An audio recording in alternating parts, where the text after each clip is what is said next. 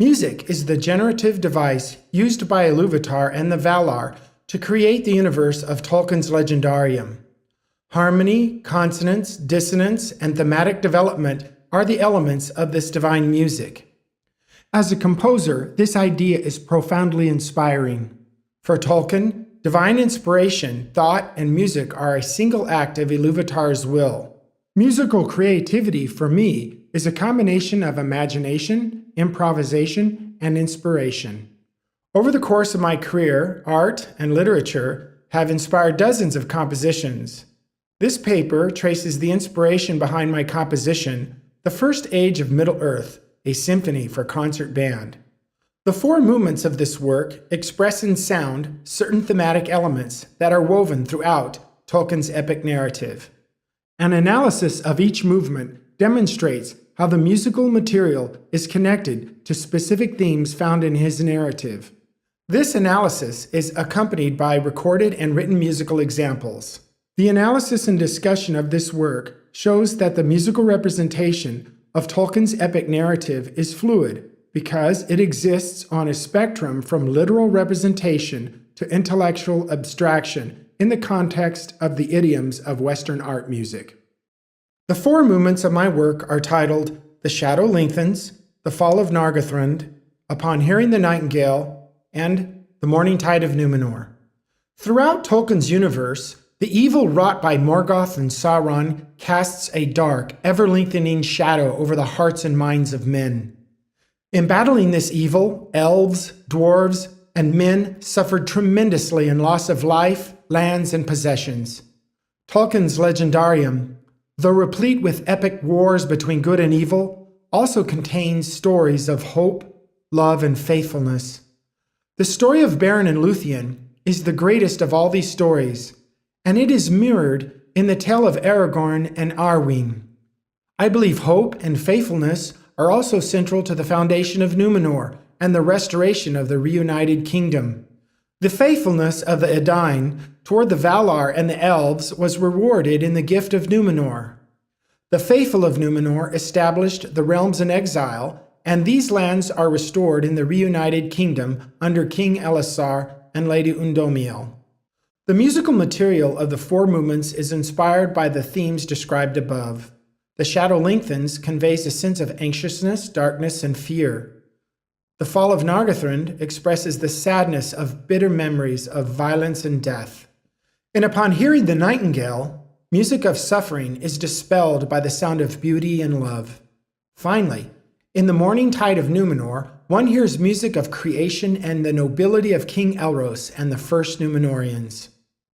The following analysis traces the musical elements used to express these ideas. The pitch material is derived from the equal-tempered chromatic pitch collection, and the harmonic vocabulary is drawn from tonal and non-tonal idioms. The rhythmic material is non-aleatoric and lies within symmetrical and asymmetrical meters. The symphony is scored for piccolo, 2 flutes, oboe, bassoon, 3 B-flat clarinets, B-flat bass clarinet, 2 alto saxophones, tenor saxophone, baritone saxophone, 3 B-flat trumpets, 2 F horns, 3 trombones, euphonium, tuba, timpani, percussion, and mallets. There are 5 themes in The Shadow Lengthens, and they are organized in an arch form: A, B, C, D, E, D prime, B prime, A prime. Themes A, D, and E are in B-flat minor. Theme B is non-tonal, and B prime is in B-flat major. Theme C is a mixture of C minor and non-tonal elements. The minor key areas are not used in a tonally functional manner. There is no tonic dominant polarity, and contrapuntal textures obscure triadic sonorities. In addition, themes D and E are harmonized with minor triads that lie outside the key of B-flat minor, and as with theme C, they contain instances of polychordal harmony. The metrical and thematic organization is closely related. Theme A is in 5/4, themes B and C are in 7/4, and themes D and E are in 5/8. The tempo markings of the piece lie between 80 to 96 beats per minute, and the quarter note or dotted quarter note has the pulse.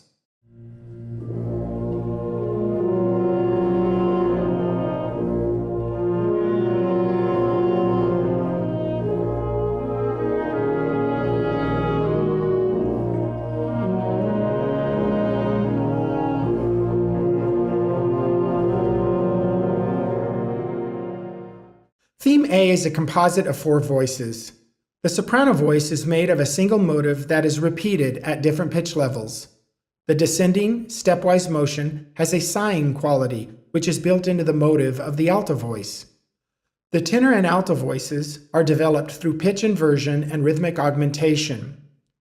The upper voices avoid the root of the B-flat minor triad because it is, with the fifth of the triad, a pedal tone in the bass voice.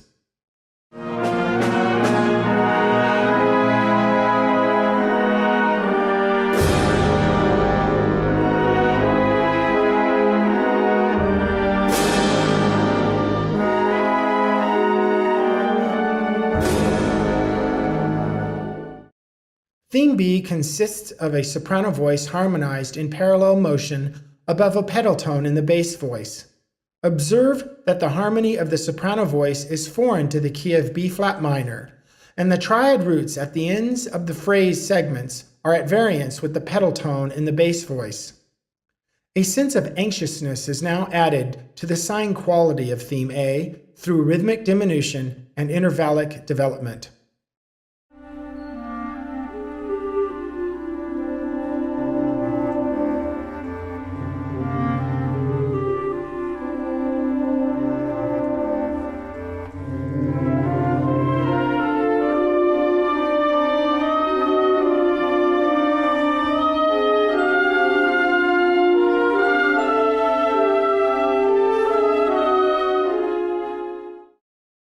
Theme C is complex in that it is a composite of 3 voices built on the first 6 tones of the soprano voice and motives of theme A. Theme C also contains pedal tones, in this case a dyad taken from the first 2 notes of the theme. Chromatic elements from theme B are used as well, which are seen in the E-flat, G-flat G, and A-flat cross relations in bars 2, 3, and 9. These cross relations extend the sense of anxiety from theme B.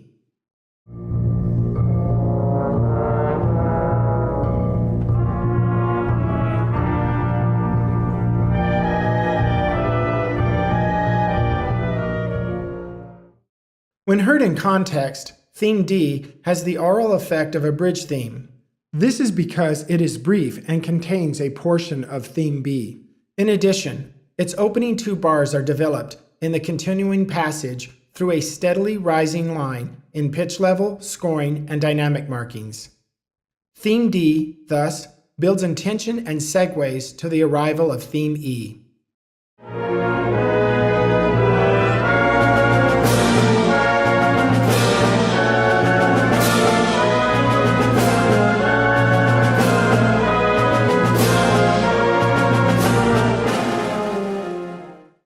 Theme E is the climax of the movement. It is the longest passage with tutti scoring and fortissimo dynamic markings. It also brings together elements of the previous 4 themes.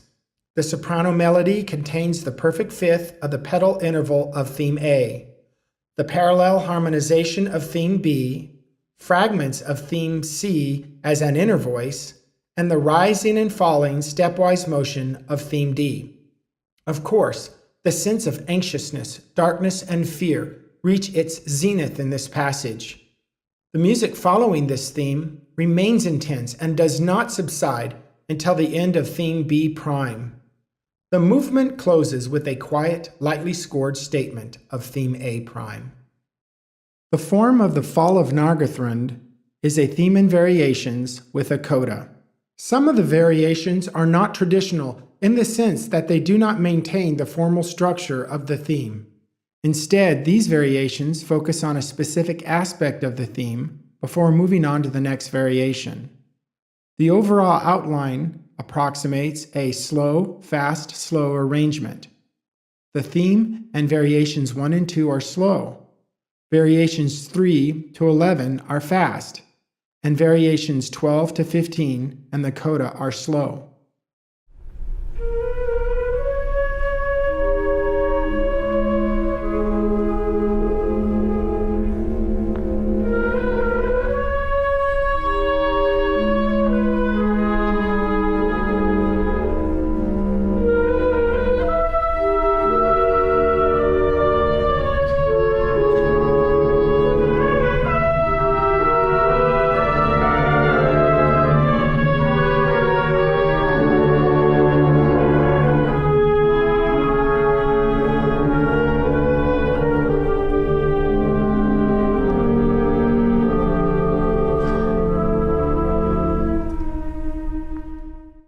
The theme is non-tonal, and its motives are built on intervals no larger than a perfect fourth. The accompaniment uses these intervals and their inversions in subtle imitation of the theme. The rhythmic ebb and flow, the gradual rise and fall, and the dissonance in the accompaniment expresses the wistful recollections of the remnant of the Noldor in Middle-earth, such as Lady Galadriel, sister of Finrod Filagund, king and founder of Nargothrond.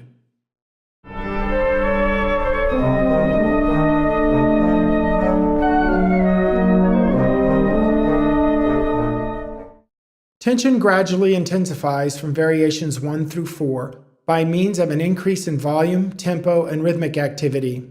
These variations develop various elements of the theme and its accompaniment motives. Variation 3 is a study of the inversion of intervals and melodic contour.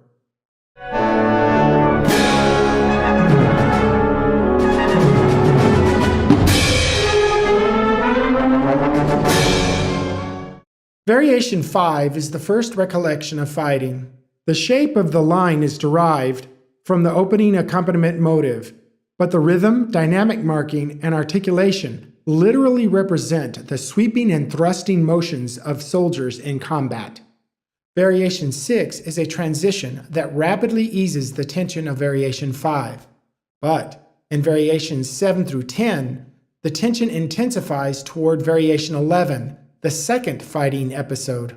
This episode is more extensive because it recalls the bitter memories of the horrible destruction wrought by the dragon Glaurung, his spell upon Turin Turambar, and the capture and later death of Finduilis, niece of Finrod Filagund. Please listen to Variation 11.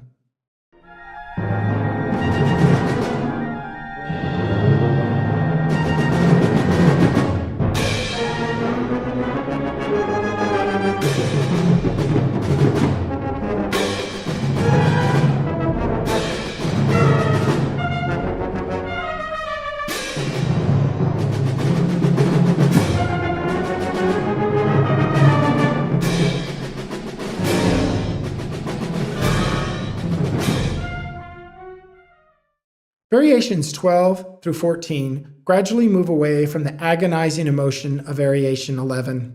The elongation of this emotional descent reflects a necessary period of recovery following such a painful memory. The coda closes the movement with fragments of the theme's opening. Scored from upper woodwinds to muted trumpets to low brass, the coda evokes a sense of melancholy in which traces of sadness linger across the ages. Upon hearing the nightingale has a repeated binary structure, AB, AB, and coda, which corresponds to the narrative of the first interactions of Beren and Luthien. Beren, suffering in the woods of Neldoreth, sees a beautiful young woman dancing. He instantly falls in love, but is caught in a trance. She disappears from his sight, and he returns to wandering alone in the forest. Sometime later, he hears music and espies her once more. This time, he touches her arm, and his trance is lifted. Luthien falls in love with Beren, and they begin their remarkable lives together. The A sections have the suffering theme. The first B section has the dancing theme. The second B section has the dancing theme, but also the embracing and love themes.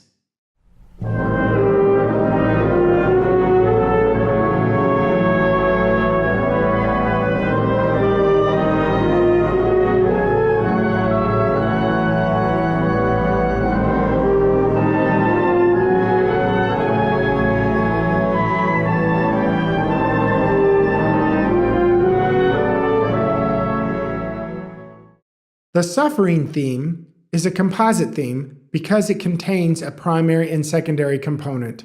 The primary component is lyrical, but somewhat plodding. The line contains mostly stepwise motion, and its pitches are almost entirely drawn from the underlying harmony. The secondary component has two elements, an arpeggiated upper voice and lower voices that are homophonic and chordal. The harmony moves from an A half diminished seventh chord to an F sharp minor seventh chord. The rhythm stresses the downbeats, which is further emphasized with tenuto markings. The combined effect of these two components evokes images of Baron, suffering, with stooped and tired shoulders, dragging heavy feet along an uncertain path.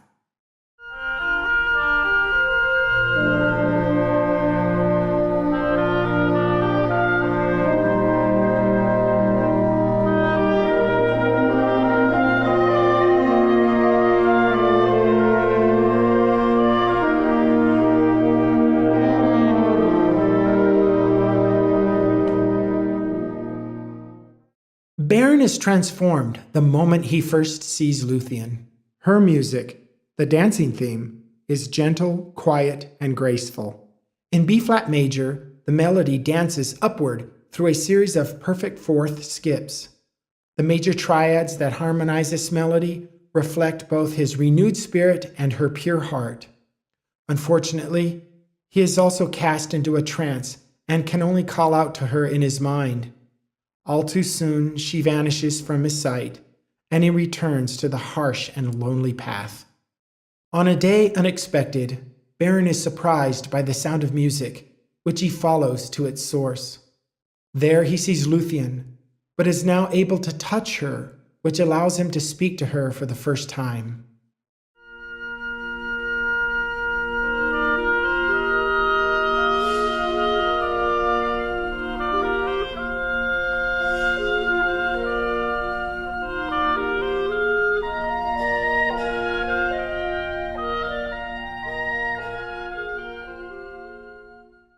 Their joy and happiness are now intertwined. In two-part counterpoint, the embracing theme is surrounded by a shimmering and gentle perfect fifth. This theme is soon followed by a restatement of the dancing theme, which is extended and builds to the love theme.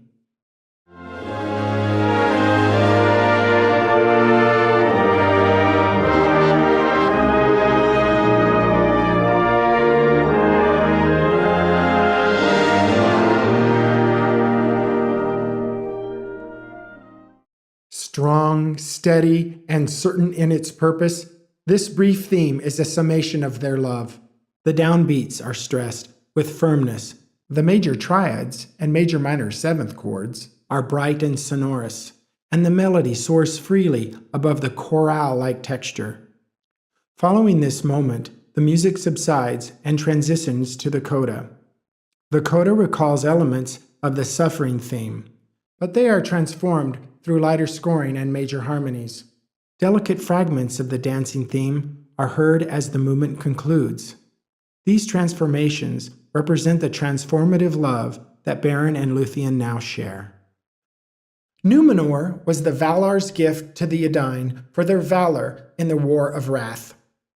Raised from the depths of the Great Sea, it was blessed with bounteous flora and fauna. The form of the morning tide of Numenor traces the foundation of this wondrous land. Theme A expresses the rising of the land from the Great Sea and is developed to represent the creation and growth of plant life. Theme B and its development represent the Valar populating the land with diverse animal life. Theme C is the noble theme of the Númenóreans.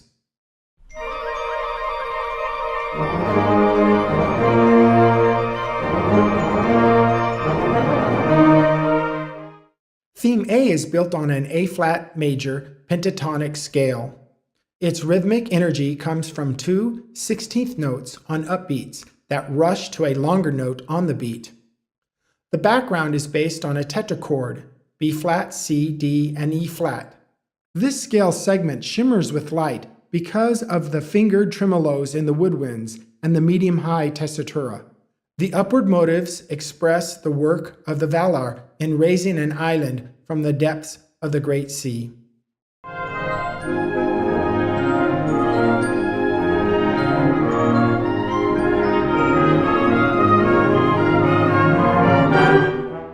Following a brief development, Theme A is transformed through rhythmic augmentation, scoring, and background support.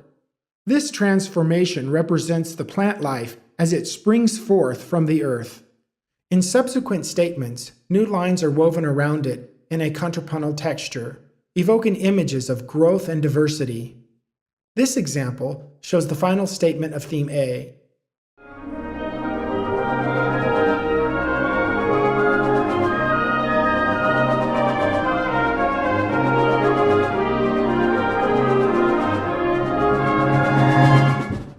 Theme B follows a modified return of Theme A. Like Theme A, it also undergoes contrapuntal development in subsequent statements through the addition of new lines. This example shows the final statement of Theme B and its accompaniment. Following this passage, Theme A returns again, but is now significantly developed. This development represents the completion of Númenor in its preparation for settlement. Following the Star of Arundel, Elros led his people to Númenor. He embodies the noblest characteristics of the children of Ilúvatar: faithfulness, bravery, and wisdom. I believe he also embodies all that was good in the people of Númenor, all that was envisioned for them to be by Ilúvatar and the Valar. His theme, thus, is also the theme of the Númenóreans. Labeled Theme C, it is introduced with solo trumpet accompanied by a chorale in the brass. Certainly, the soloist represents Elros, the trumpet represents his nobility, and the chorale expresses his sense of sacred duty to lead his people in taking possession of Númenor. Following its introduction, Theme C is stated in the woodwinds, and then is developed along lines similar to the development of Themes A and B.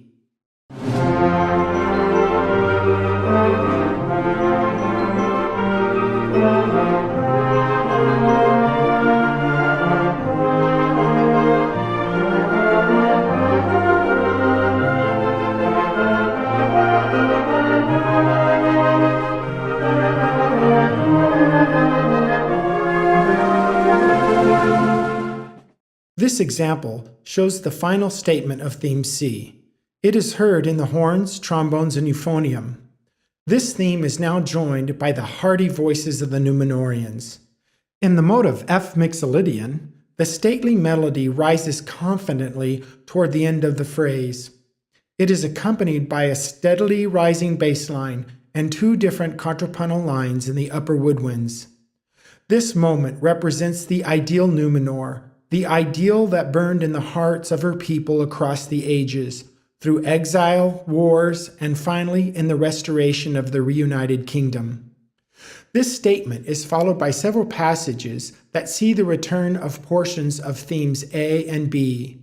Cast in a new light, the light of Númenor in its morning tide, the statements sound confident and have a sense of emerging maturity. These passages lead to the closing theme, which is composed of motives from themes A and C. Marked forte or fortissimo, sharply articulated, and excitedly rhythmic, it brings the movement and symphony to a rousing conclusion.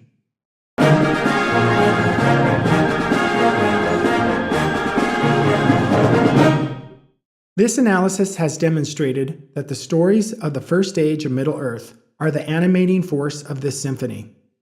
They have inspired themes, determined form, and even informed scoring choices. The expression of these stories exists on a spectrum from literal representation to intellectual abstraction. The battle strokes of combat are mapped directly onto the shape of certain phrases in The Fall of Nargothrond. The thematic organization of Upon Hearing the Nightingale is identical to the progression of the first events in the story of Beren and Luthien. The use of counterpoint to express diversity and growth in the morning tide of Númenor occupies the middle ground between literalness and abstraction. This area can also be seen in the technique of modifying the theme used for the creation of Numenor for use as the theme for the creation of its plant life.